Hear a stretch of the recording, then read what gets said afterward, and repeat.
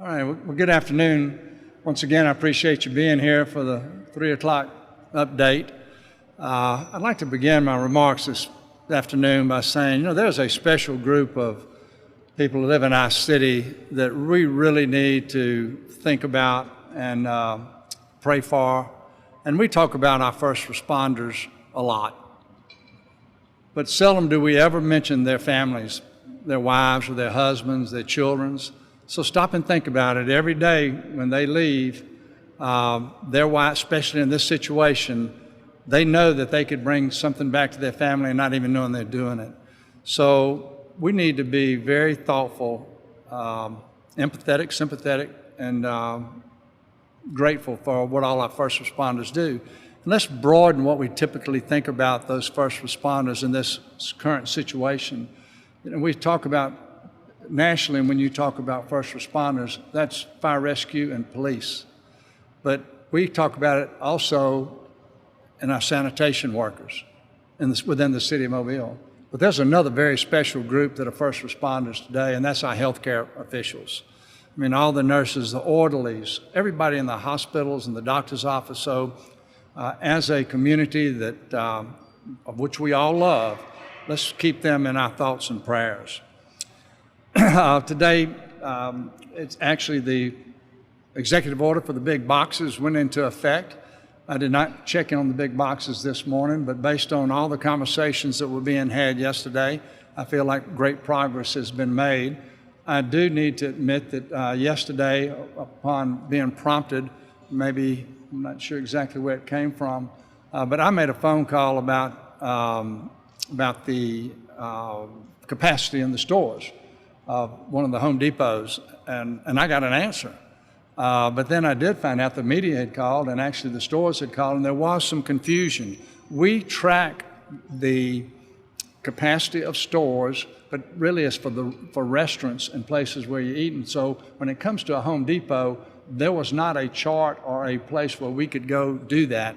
But we came up with a pretty quick formula on how to resolve that. And so I think today that everybody that's in question, they know what their capacity is. And really, there's a couple of ways to get at that number. One was that a lot of these stores, they are tracking their revenue per square foot of the store. And so if you take the square foot of the store and we came up with you divide by 75, that's probably your capacity. So for this point in time of trying to determine that, they all now have a rule of thumb that's very simple on how to get there. Figure out the square footage of your store, divide by 75, and if we need to tweak it, we'll tweak it. Anyway, so very appreciative of what the stores have done to make sure that they have no more than 40% capacity, and that's your big boxes and your grocery stores. And it comes up a couple of times about what about the CVS's and the Walgreens. I'll say it again. Very seldom do they ever get anywhere close to capacity.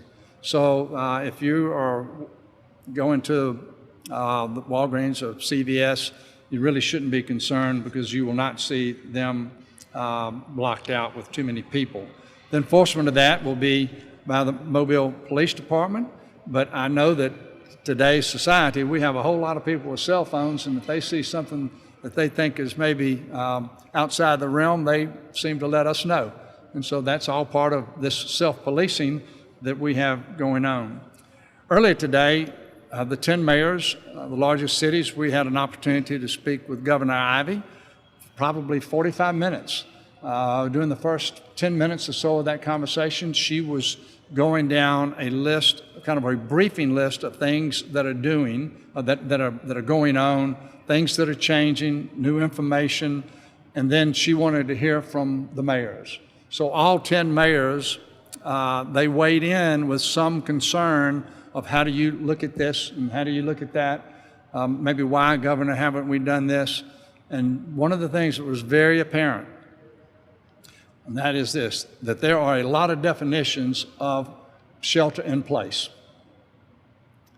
And that's something that we will try to define for our city, but the state of Alabama was way ahead of a lot of people sheltering in place, not calling it that, than some of the other states. And some of the other states that recently announced that they were sheltering in place were really catching up with the state of Alabama. So we're hopeful that there'll be some clarification about the comparison of who's doing what, because every single shelter in place, there are exceptions. And in some places, there are a whole lot more exceptions than other places. So it's misleading because in your mind's eye, or in your mind, you're thinking, oh, that means everybody's staying home. Well, that's not really the case. There is nowhere that everybody is staying at home, okay? I'm talking with Director Barber, which he'll speak to this in just a few moments. He'll be talking about where we stand with Ladd Stadium and some other things that have having to do with public safety. Before I call up some of our guests that we have, a special guest today, I'll say it again and say it every day. Our foremost concern is your health and safety. Everything we're doing right now is trying to assure that we're trying to keep you safe and healthy. I don't know if it was the governor that said it this morning or if it was on the conference call we have at 8 o'clock with the team. And that was that, there are not a lot of good choices right now. But there are good decisions that can be made. And so how are you making decisions? Hopefully that you're listening to a lot of people, experts in the matter. You're listening to a diverse group of ideas, diversity in every area. And then you think of not just the decision that you're making, which is a first order thinking, but you're thinking of the impact that has in the second order and what it has in the third order.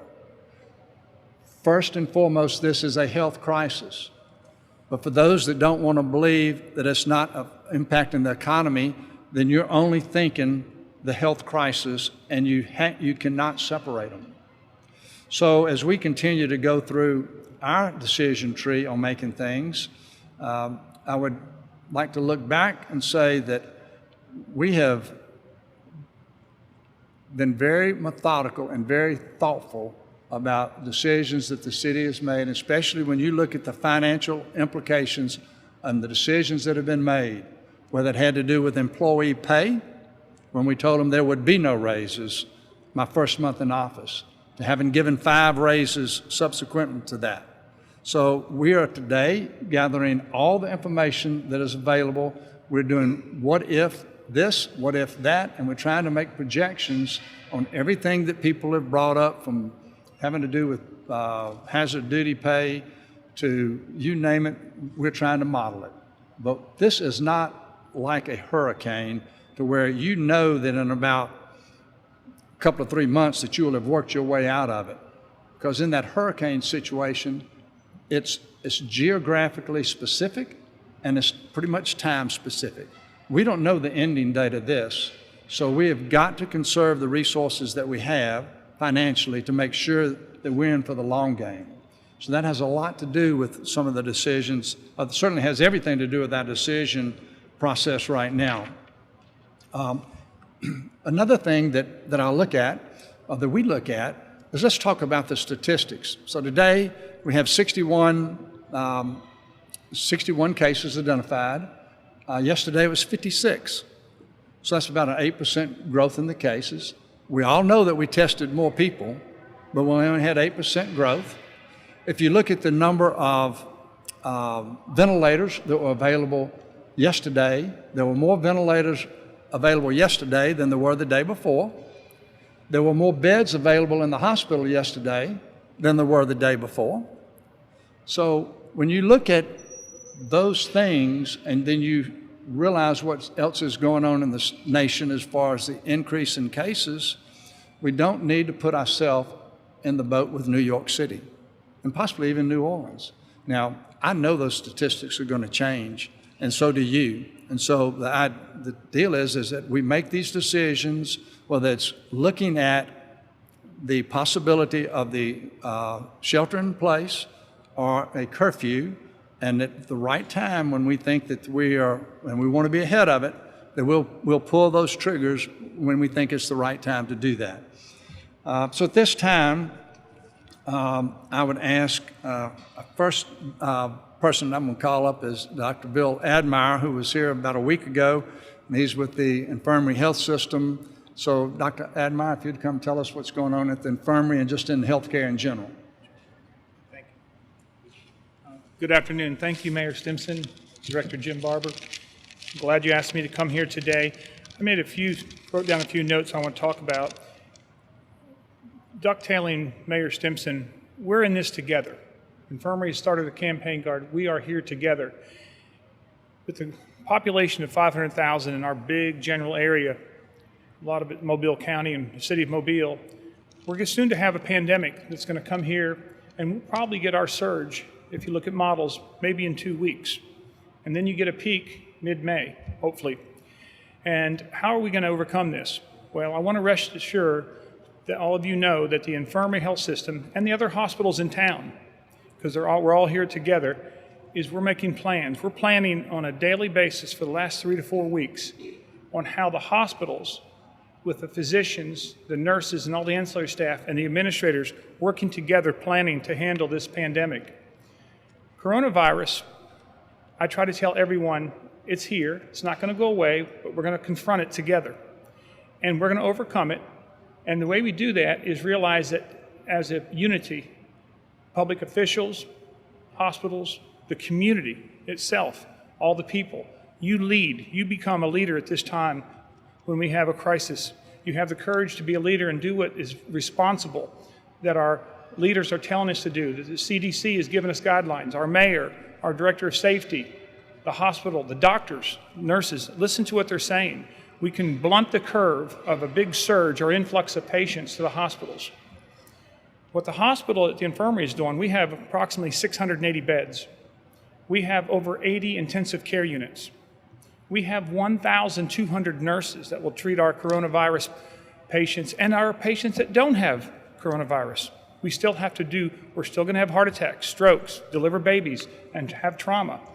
We're prepared to do both because of our preparation. We're cross-training our nurses. We have 600 physicians on staff, and we're going to have our specialized critical care pulmonologists in the intensive care units. We're going to increase our intensive care unit beds. We're going to increase our number of ventilators.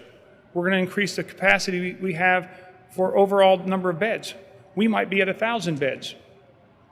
And then what we'll do is have 24 hours, 7 days a week coverage for the surge of patients that come in and give them the best chance of overcoming coronavirus.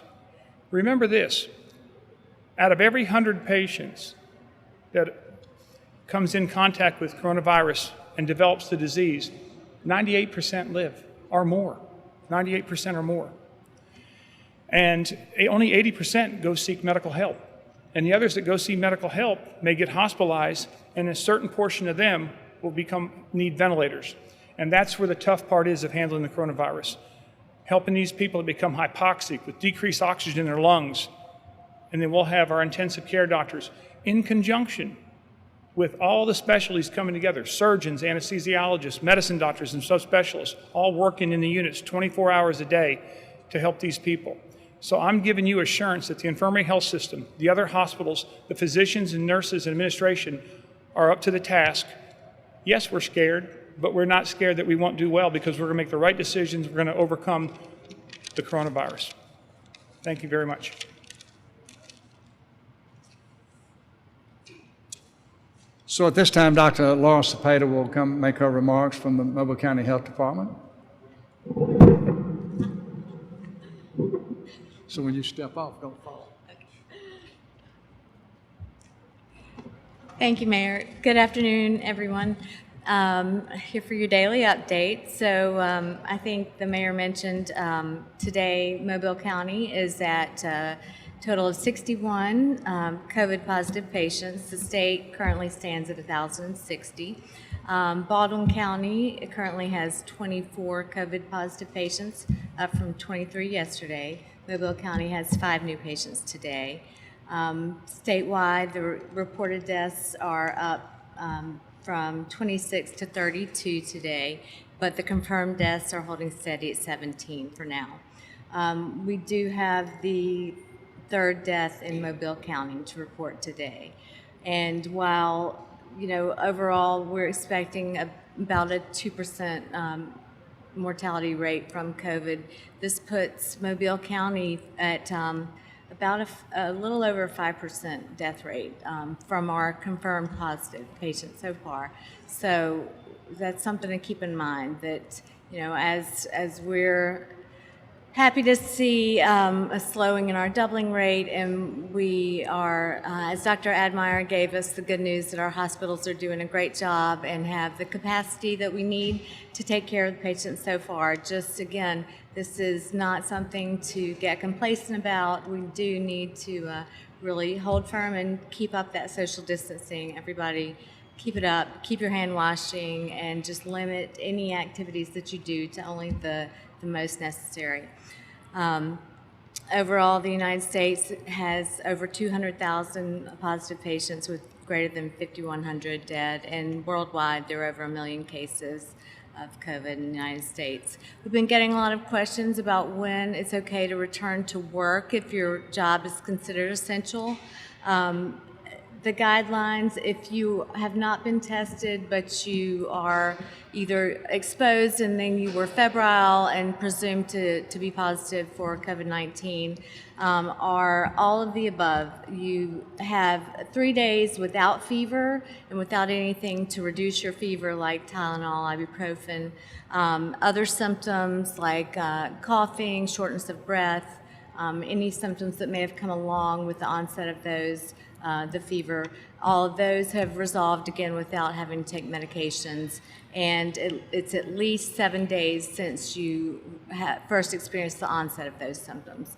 At that point, even if you have not had testing, then you may go back to work if your job is considered essential and you need to return to work, and all of those conditions are met.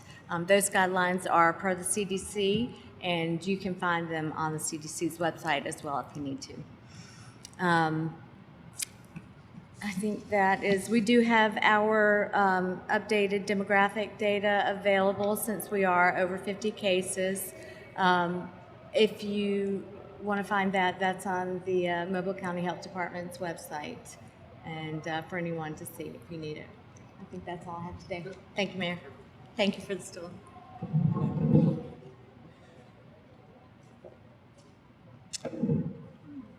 At this time, I'd ask Shonda Smith, Head of Parks and Rec, to please come forward. With the beautiful weather that we're having, there are a lot of questions about what can and can't be done in our parks. So Shonda, if you'll come tell them. Hello, everyone. Thank you. It is a beautiful time out. Everyone wants to be out, but we want to make sure that we're responsible. We're encouraging you to go to the parks and walk. You can run, you can fish, you can actually kayak, you can actually go to our boat launches. What we are discouraging you from doing is getting on the amenities where you would actually transfer. So the playgrounds are actually closed. Soccer fields, we got a call the other day, asked could they do disc golf, and we talked it through. If it is something that you are sharing a ball, you're sharing a tool in order to play, then it's a high chance for transfer. So we're encouraging you to go out and walk and to participate with family members. So this is not a time for play dates where you still take kids and they play together. The goal is to actually separate and be with your families and spend time. Great ideas for picnics, but not on a picnic table. This is where you bring a blanket and you sit down and you eat with your family and have a good time, but being sure that you're not, touching the rails, not touching the playgrounds, not sitting on the benches, because again, these items are not sanitized, they're not cleaned, and so we don't want that transferred to you or for you to be transferring that to others. Another word of note is that cemeteries are parks as well, and so just being mindful of that. This is a sensitive time when there's services, but being mindful of the, it's hard to say, but the 10 people, but also being able to encourage family members to not crowd when they're at the cemeteries, but to respect space as well. And just being mindful of space. We want you out. I think I've met more neighbors now during this time than ever before because I'm out walking every afternoon. And so we want you to get out because it's important to your emotional, physical, and mental well-being. It's important for that, but just being mindful as you are out that you are sharing the space, but you're sharing it responsibly. Thank you.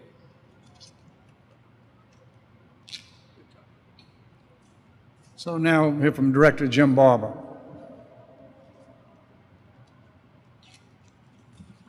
Thank you, Mayor. And as the Mayor mentioned earlier, have been out at the Ladd Stadium site. Today we began our first actual procedural testing by running actual patients through the site, very limited number. We also did first responders at the site, but the first responders, as we have been doing, are being tested for the antibodies for the COVID-19 virus. We did have one of the first responders that tested positive for that antivirus, and then the PCR swab was then taken and collected and sent to the laboratory. So as we continue to refine our process at the stadium, working with the university hospital personnel, you will see us continue to ramp up the patient care that's happening at that facility. I do want to point out that it is a medical evaluation that is conducted before the PCR test is actually given, and so it's not a mass screening of the PCR test. As far as our first responders, including the firefighter this morning, we have 28 positive tests on the antibody test, and so all 20 of them are now awaiting the results of the confirmation test or the PCR test. Some of the changes that's occurred in the Mobile Police Department since the onset of the COVID-19 virus, I had mentioned this once before, is that we're looking for ways in lieu of custodial arrest. And so we have come up with that, working with the courts, the prosecutors, and the judges. And there will be an appearance bond and notice to appear that will be issued on minor offenses that are nonviolent. And so, say a misdemeanor shoplifting case. In those cases, it will reduce the number of patients at the jail. You already heard the concerns about our facilities as far as our correctional facilities. And so we'll reduce the exposure as well as exposure of the officer to the individual that is receiving the notice to appear. Now, you still have a right to a custodial arrest, and so if you want to refuse to sign this particular paperwork to appear in court, we'll certainly oblige you on a custodial arrest.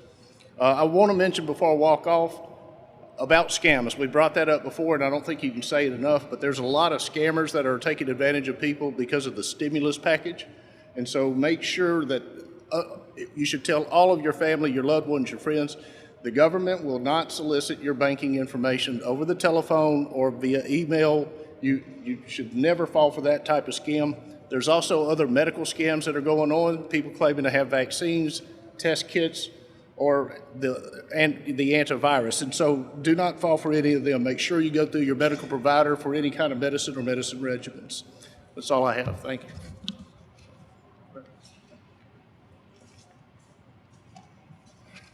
Every night, about 9 o'clock, I've been sending out through email, through an update, and anybody that's interested in receiving that update, they can go to the city website, to the coronavirus page, and just click on Mayor's newsletter, and we'd be glad to send it to you. All you have to do is click on it, give us your email address, and we'd be glad for you to receive that.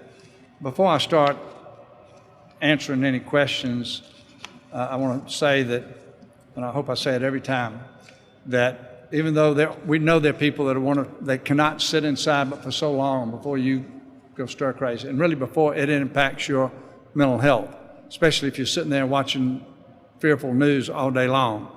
And so you're going to get out. That's why we made the remarks about the parks and the things that we're trying to do. And we're encouraging the walking, but obviously if you don't have to get outside of your yard, if your yard is big enough to walk in your yard. Especially if you're at that vulnerable age, you certainly don't need to be taking a chance. So stay at home if at all possible, and we will continue to apprise you of different steps that we'll make going forward as this changes, because it's going to be different tomorrow than it is today. But I'll be glad to answer any questions that you have. Mayor Stimpson, it's April 2nd, just after the first of the month. We've actually been getting a lot of questions, and I know you may not have authority over all the different landlords who own rental properties in the area, but a lot of people are coming to us concerned about what if they can't make rent this month. And a lot of other businesses have postponed or made allowances for people who may laid off, our servers may not be making what they're used to making. Are you asking anything of the landlords at this time? Is there anything that you're saying to these people? No, not making any announcements, not doing anything that, let's say, that would be encouraging to the landlords, but since you've asked the question, I'll make a remark. I'd be very thoughtful if I were a landlord right now trying to put somebody out, because who are you going to replace them with? Where do you think the next person's coming from? So I hope that from a sympathetic, empathetic understanding of the situation, knowing that there's going to be a federal stimulus package, if there's ever been a time when you ought to give somebody, cut them some slack, it would be now. Yeah. You mentioned maybe waiting until more information comes out, until we know more before pulling the trigger on a curfew and a possible shelter in place. I know you've thought about that. Is there a point to which you would make that call, like a percentage of beds that are taken up or a percentage of ICU patients? What are you looking at as far as when we can see those? So Dale is asking me if there is a set of numbers that I would look at, that once we exceeded that threshold, that we would pull the trigger on a curfew or a sheltered home. And the answer, Dale, is that there are some markers in my mind, but it'll be a lot of subjective input also, based on other things that should go into that decision process. So it's a mixture of both. Okay. You said from the point of view of the mayors and the governors that we have some of the same regulations in place for shelter in place. Why don't you just call it a shelter in place when it is right now? So I thought about that today. And the question was, since we are sheltering in place, why don't I just call it that? I don't want people to think that I'm trying to nuance words and trying to make it appear to be something that it's not, because in our mind, that's not what we sold it as. But I do hope that there will be a comparison made about what's going on. And so when we actually say shelter in place, and this is based on suggestions from others. Be very, very specific about what is different, than what you've done and what you're doing. But there's not much we can do to roll out what's already been done. But there is sheltering in place right now. But I've chosen not to try to act like that we've made some radical changes. When we make some changes, then I may choose to use that terminology at that time. Since you say that you guys have the opportunity to do a curfew and a shelter in place, what are the steps you can do beyond what was already in place? So the question is, what can we do that's different than what's already been done when it comes to a curfew or a shelter in place? Well, curfew, easy. If you say that hypothetically, if you say there's going to be no one out after 10 o'clock at night to 5 o'clock in the morning, that's a big difference, other than if you go into work, and you're first responder, the healthcare worker, those types of things. But there's not been the curfew discussed like that. When it comes to the conversation about a shelter in place, I think that what you would see is people will be focused on what is the change. What is difference about this order than what's already been done. Those are the kind of things that we're trying to be thoughtful about right now, and what is the impact of that. So, yeah. Yes. You were kind of talking about the executive order earlier, about how it's going to be enforced by Mobile Police. What is that enforcement? Is that like someone will be handed a ticket? Is that someone might get arrested? What are the consequences that people face? I think it's more on the big box. And I wish Ricardo Woods was here, but I think it's more of a ticket. Eventually, it would be let's get the real answer. I mentioned that we do have an enforcement tool as far as making the arrests. It does make it a crime to violate the governor's rules. They actually become law when they put it under state of emergency. And so we do have the enforcement authority there. So I guess to answer your question, I guess I needed to repeat the question. If Mobile Police are going to enforce the rules of the state of emergency, and how would we actually do that? And certainly what we actually would do is voluntary compliance. So far, we've went out to several locations, since the state of emergency where there was larger gatherings than that which was permitted that were reported to us. Officers asked for voluntary compliance or closure of the business, and we've so far received exactly that, voluntary compliance. I talked earlier about other mechanisms to be in lieu of arrest that we can use, such as the notice to appear. And as far as any curfews, usually that is handled by citation. And so we're certainly working with our legal department on how we would execute on something like that if there were a violation of that nature, because that's a fine that's associated. So would that be the business that would get that fine, or would that be the people who are going to the store that are exceeding the capacity? Well, the business owner let's say if we've got a business owner that isn't defiant, in other words, will not voluntarily comply with the governor's state of emergency orders or rules. As I told you, the rules now become law. And so the law, it's a violation, it's a misdemeanor violation. There could end up in custodial arrest, or it could end up in a summons to court. Okay? Got some more questions for you. Okay. On the custodial arrest change, is that something you worked with Ashley Rich's office, district attorney's office with? No, this is okay, the question is, using the summons in lieu of the custodial arrest, is it something we work with the district attorney's office on? And the answer is actually no. This was worked on through the municipal court, because what we're talking about, what we're dealing with are very minor offenses that are nonviolent offenses that would have ended up in municipal court in lieu of the state courts. And so that's how that came about. So it would have been dealing with the presiding judge, Holmes Wooden, with the municipal court. My fault. Got another question for you. Of those new cases of COVID antibodies in the first responders, are they asymptomatic as well? We've talked about all but one so far being asymptomatic. Is that also true? Yeah, all but one were asymptomatic to my knowledge, and I was just updated, so there's been 2 more added to it, and so we're up to 30 first responders with antibody positives for COVID-19. That breakdown is 10 firefighters and 20 police officers, and we're seeing roughly the same amount of disparity, that you're seeing a disproportionate number of police officers infected versus firefighters because of the unprotected contact police officers normally have with the public. I can get you that. Roughly, you're talking about, just with the uniformed personnel, about 900. So 500 police and then roughly 400 firefighter. While we have you up here, do you think that there will be more law enforcement and more first responders tested as a result of these more numbers being coded in? We've not Do I think there will be more first responders or law enforcement officers tested as a result of what we're finding out? We are about 2/3 of the way through the city of Mobile first responders, and so we'll complete that process for us. I do know the Mobile County Sheriff's Department has begun a similar process, and they also have ran into positive COVID antibodies in some of the first responders there as well. But I also was just on the phone with Mobile Infirmary. They are receiving calls from all the cities about how to test their first responders for these antibodies, and then the subsequent confirmation test with the PCR that everybody's most familiar with.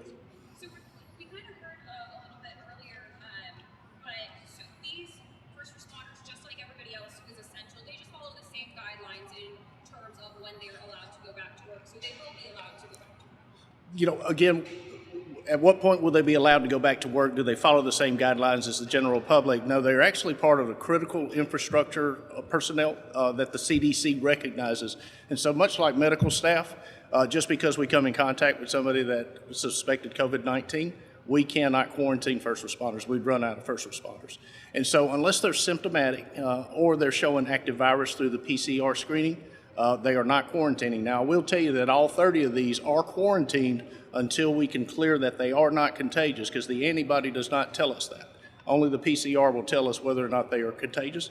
If they are not contagious, they'll be returned to work. If they are, then they'll be quarantined as in the general public at that point. This started Monday, the testing, correct? Testing started Monday, correct? So you told us about this, I believe it was Tuesday, that you guys had done the PCR test on 3 firefighters, 1 police officer. You said it'd be 24 to 48 hours. We're 48 hours out, you still don't have those results. Do you know when those are coming in? Yeah, we are 72 hours out, and so we are testing a different alternative with a different lab. And so, but what we're finding out is that some are coming back in 24 to 48 hours, but we're also hearing some are taking as much as 6 days even now. So none have come back yet for the nasal swab? That's correct. None of the first responders can we confirm the COVID-19 virus. We can only confirm that the rapid test indicates that they have the antibodies for COVID virus. Do you have any expectation on when those PCR tests will be coming back?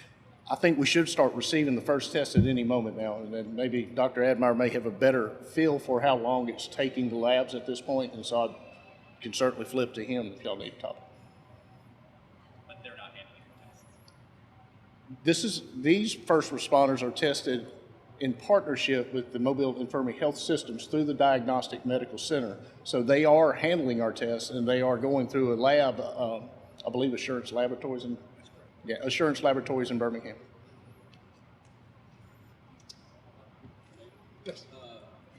Data used by the White House has shown that Alabama is going to be at a greater risk of shortages of ICU beds and ventilators compared to other states. Do we have a plan?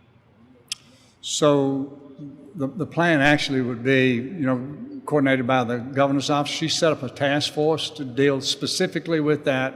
Every day they wake up, they are thinking about and trying to trace every lead that they can to get the PPE. Her comment today was for every lead they have, for every 100 leads that they have on PPE, only one is productive. But that is all they're doing is trying to see that Alabama can get more. I know the hospitals individually are doing the same thing. We're actually doing that. I mean, if somebody calls us and says that we have masks or gloves, whatever the equipment is, we will make that phone call to see if it's a live one or not. The same data has shown 55 deaths in Alabama is projected. Do you have any comments on that? I really don't. No. Jackson, Alabama just issued a curfew, which is the second one in Clark County. Mm-hmm. I don't know if you were aware of that. I'm They're not. much smaller. Two cities in Clark County have issued a curfew. Yeah. And that still doesn't give you pause to want to issue one here. So the question is that Jackson, Alabama, which has become the second city in Clark County to issue a curfew, and does that give me pause to want to do it here? Makes me wonder why they did it, but we're still monitoring what we're doing to try to make our decision, and I'll be curious to find out why they did that, but I don't know right now. I have a follow-up question for the health department. Yes, At come. what point would you guys issue, you guys have that authority as a health order to do that decision to put that into place here? Have you guys had that discussion? Are you guys in the process of doing something similar? Because a lot of people have been commenting that they believe it should be put into place, the same people who are electing public officials and also who you guys serve at the health department. So the question was, at what point would the health department and the health officer specifically make that decision? And as I'm not the health officer, I can't, say when he would specifically make that decision. But it is an ongoing discussion every day, and we're in talks with the mayor, of course. I mean, that's not a decision that we would make in isolation. But you guys could make that decision without the city of Mobile. We could. Because you guys have that. Not for Clark County, as he No, said. but for Mobile. I'm saying Sure. for Mobile. We could. But at this point, you guys have not. Or at We least have not, you're right. Dr. Eichel has not told us Dr. that. Eichel does not. You're right. But it's something that, it is a decision that is up for discussion all the time. I mean, it's a balance of what is the right thing to do. Are people's concerns valid who are commenting on, who watch the news every day and commenting on social media that they believe that one should be put in place? Are their concerns valid or are they not? I mean, can you speak to them who are watching right now? To calm them down? I can't speak to their concerns because for everyone who thinks that everything should be completely shut down, there is somebody who thinks that everything should be completely opened up. So, it is a constant process of evaluating the risks of every decision that we make. And I want to try to reassure you that the decisions are being evaluated on a daily, if not hour by hour basis of what's the right thing to do to keep people safe. And the more that people stay home and limit what they do to essential functions, the better it will be. And Not only can the health department do a shelter-in-place place, as we saw in Jefferson County. Can you Right. guys also do a curfew? Are you aware of that? Do you know? I don't know that information. The White House has also really commented that we would need around 3,500 ventilators For Alabama? throughout for the entire state, and that we have an extreme shortage compared to other states. Do you have anything to say? So the question or the comment really was that in this, is that the, what is it, IMAG or I? So he's referring to a website that projects the peak day and illness of, is it still April 20th that is projecting? It's in October, they said by October. Oh, okay. Not just the spike. Okay. Basically, deaths and it has it for the state of Alabama and every state in the United States in general, and predicts shortages of PPE, of beds, of ventilators. And could I comment on the shortage of ventilators? That's something that if you look at any state, pretty much you'll see that they expect a shortage of beds, of ventilators, of equipment.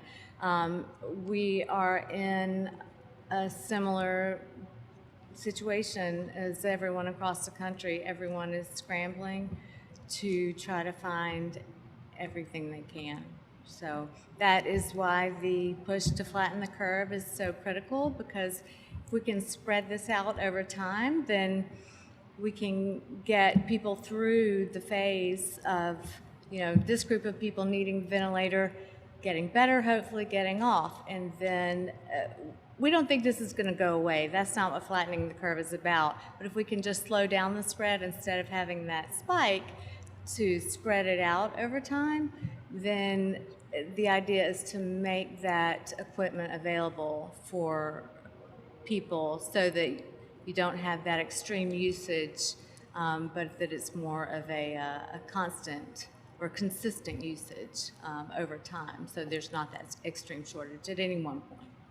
But everyone is in a fairly similar boat, and you see companies changing their production. Tesla making ventilators, Caligas locally making face shields. Everyone is doing what they can to help out. So. Anything else? Okay, great. Thank you. Mayor Stimpson, kind of talking about the executive order again. Where did the formula of taking the square footage and dividing it by 75 come from? And then do those stores have to submit that number that they come up with to the city to see if that's accepted? So the question is, where did the quick formula come from, determining what the capacity of the big box stores are? And how do they coordinate what they've come up with the city? So Matt Anderson, who works on staff, has worked with the fire department and with Bill Mobile that gives the permits out. And they calculated square footages. They came up with a formula in-house. We talked to the fire department about it. They agreed that for the purposes of what we're trying to do, that we're close at this, because really the real measure is that if you walk in the store and visually see, that it's too crowded, and you'll know it just like anybody else would, then we need maybe look at the 40%, and so do we drop it to 30? But I'll say this, that just to show you how seriously some of the store owners are taking this, is that Home Depot said we're not going to allow more than, I think it was 120 people in the store. And that can't be 20% capacity, what it really could be. So everybody is trying to maybe do a little more than what's required of them so that it doesn't come into question. That's my assessment at this time. On that, the formula you came up with, the square footage divided by 75, is that for the overall capacity, or is that, and then you take the 40% from that and come up with what their capacity would be now? No, I think that actually gets you to the 40%, doesn't it? It gets you to the 40%. Yep. Good question. The question was that the little simple formula, you take the square footage divided by 75, then do you take 40% of that? No, if you divide by 75, that is the capacity number that we'll be looking at. The emergency capacity. Yes, emergency capacity. Okay. And then I wanted to ask you, if you were to make the decision to call for a shelter in place or call it a shelter in place order, you or the health department, whoever wanted to do it, in your mind, what changes from what we're doing now to when you call a shelter in place? I mean, because people all over the country are still going to the grocery store. Yeah, so that you will still go to the grocery store. You still have to be able to do the things that you have to function. You still have to have the utilities out there. You still have to have banks. That's why I'm saying that the shelter in place, some people in their mind, they just think everything shuts down, but there's exceptions to all of it. But the way you asked the question prompts me to say this, that I talked to Dr. Cepeda an hour ago.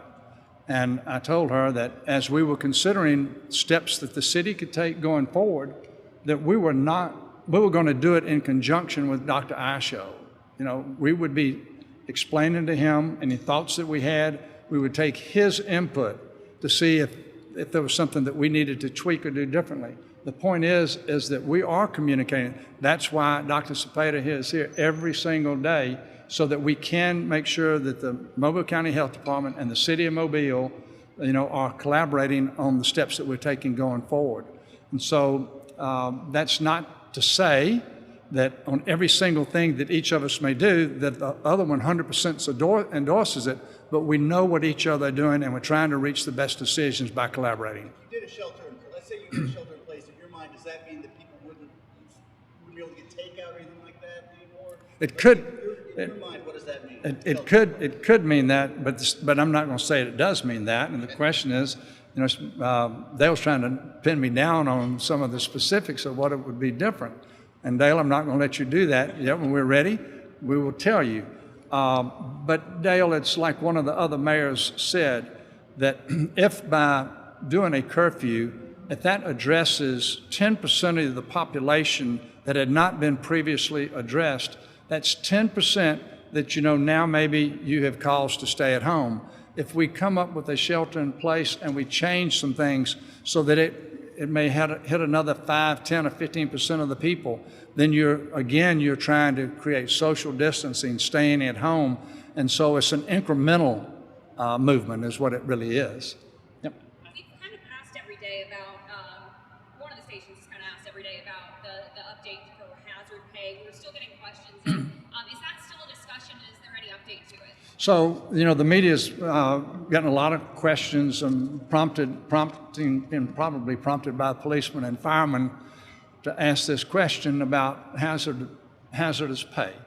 We are working on that. I think my comment yesterday was that within the next 48 hours, we will really understand what that means.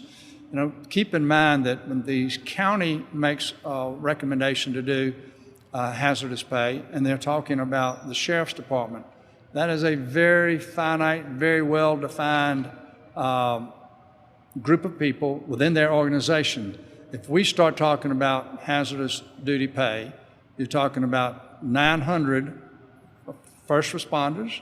Then it throws out other questions about, what about sanitation? So all those things have to be looked at and answered before you say that we're going to do whatever it is that we may do.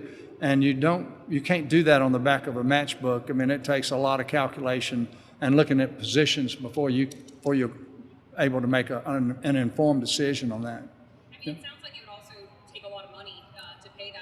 Would that come out of a rainy day fund, or is there any idea how this money would Well, the question is though that if you did something similar to a hazardous duty pay, would it come out of the rainy day fund?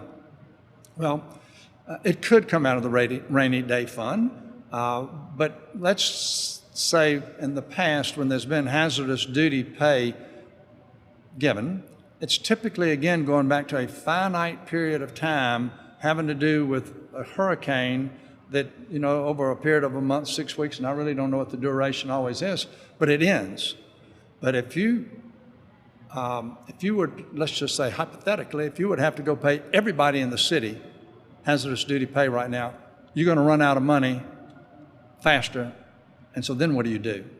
So that's the point I'm making is that yes, we can do this, but what's the second order of the decision? What's the third order? And how does it impact everything? Because we've got to be able to, we've got to come out on the other side of this strong, not handicapped.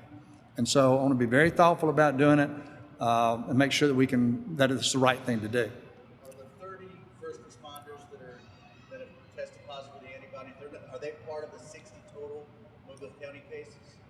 I don't know that. No, they're not. But the question was, of the 30 first responders who have tested positive, are they part of the 61 in the city, and they're not counted in that number? I think there was a question for Dr. Admire. Yeah, this is coming from one of our digital content producers. If a minor child needs hospitalization because of this, will a parent be able to accompany them inside? I know in New York specifically they weren't allowing that because of how contagious something like this was, and obviously PPE would have to be used on that parent as well in that area to try to prevent the spread. I know it's going to be different for every hospital system. In your guys' case, are you guys allowing parents with be accompanying their children under 18? That's a good question. Every hospital has their own policy on visitation during this pandemic. Can you repeat the question? The question was, can a parent accompany their child that is admitted to a hospital? And we have a policy, no visitors. But we look at each individual case. If there is a child involved, that is an extraordinary circumstance. I'm sure Women's and Children's at USA has their policy. We have our neonatologists and such at our hospital.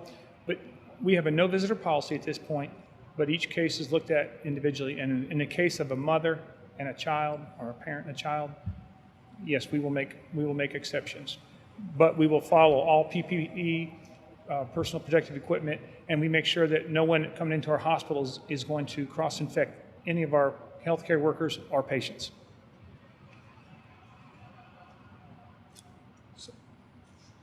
So, any more questions? If not, I see that it looks like there may be one. Okay, you want to give us a pass? In last night's newsletter, for those that read it, we had a lot of feedback about this. Day before yesterday, I received a text from a friend, and it was a video of a little girl, and her name was Rachel Grace Loper. And it was sent to me, and it's the daughter of a friend, and this little text said, Rachel Grace told her mother she wanted to be videoed, and there was no coaching, no lead in. The little girl just sits there and she starts talking. And it's Rachel Grace Loper. And I've had about 4 or 5 people respond, and they say, out of the mouths of babes. It's worth listening to. It's one of those inspirational things to give you a lot of hope. And so I will end with that, other than asking that you do this. Please continue to pray, because God's still in the business of answering our prayers. Thank you very much.